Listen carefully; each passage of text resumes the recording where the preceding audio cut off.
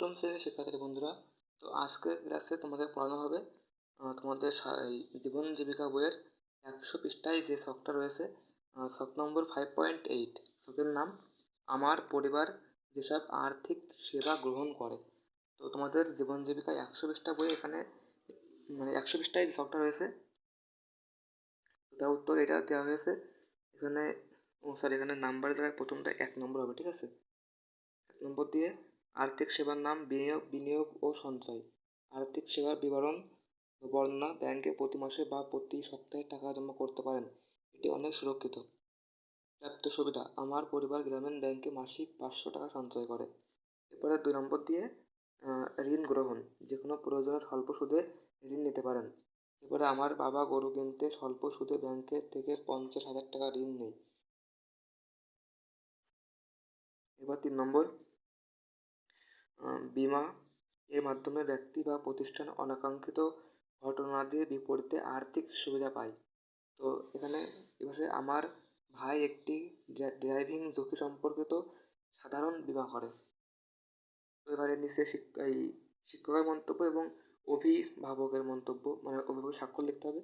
তো এক পাশে তোমার অভিভাবক মানে তোমার পিতা অথবা মাতা একটা সই করে দেবে, এবং তোমার শিক্ষক এখানে একটা মন্তব্য, মানে 1-2 লাইনে একটা মন্তব্য লিখবে, ঠিক আছে। তো 100 পৃষ্ঠা হইল। এরপরে আর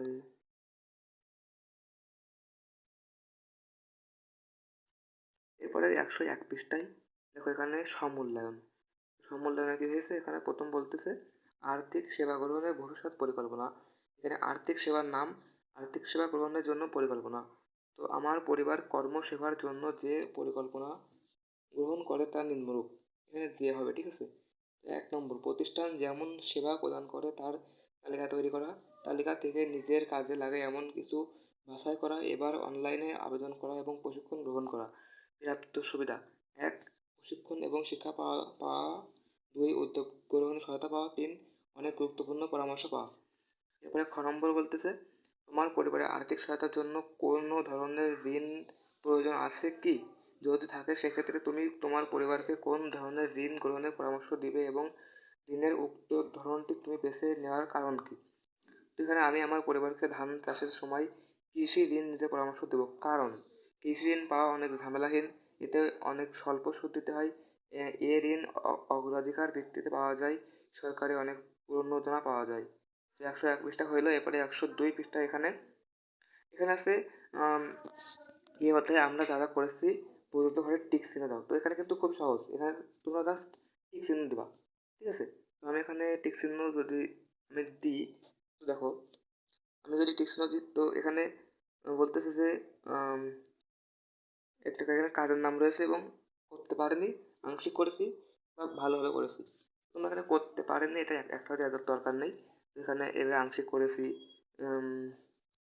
এভাবে যে কোনোটা এভাবে মেল করে এভাবে দিয়ে দিও, ঠিক আছে। এভাবে দিয়ে দিও। তো এইভাবে নিচেগুলো একইভাবে এভাবে বিভিন্নগুলো টিক দিবা, নিচেগুলো একই রকম ভাবে এভাবে টিক দিয়ে দিও।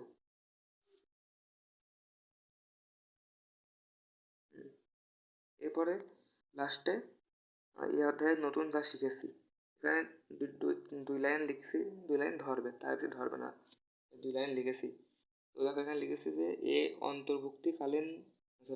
অন্তর্ভুক্তিমূলক অনেক আর্থিক সেবা দানকারী প্রতিষ্ঠানের নামের সঙ্গে পরিচয় হয়। কিভাবে ব্যাংকে টাকা জমা রাখতে হয় ও ঋণ নিতে হয় তা শিখতে পেরেছি।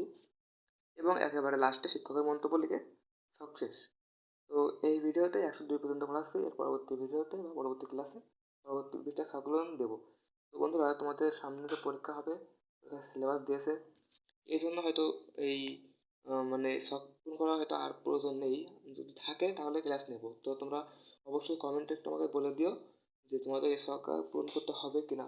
যদি হয় তাহলে পরবর্তী ক্লাস থেকে এই শখের উত্তর দেওয়া শুরু করবো, মানে আবার কন্টিনিউয়াসলি দিয়ে যাবো। তো চ্যানেলটা অবশ্যই সাবস্ক্রাইব করে দিও যাতে পরবর্তী ক্লাসগুলো সবার আগে পেয়ে যাও। ধন্যবাদ।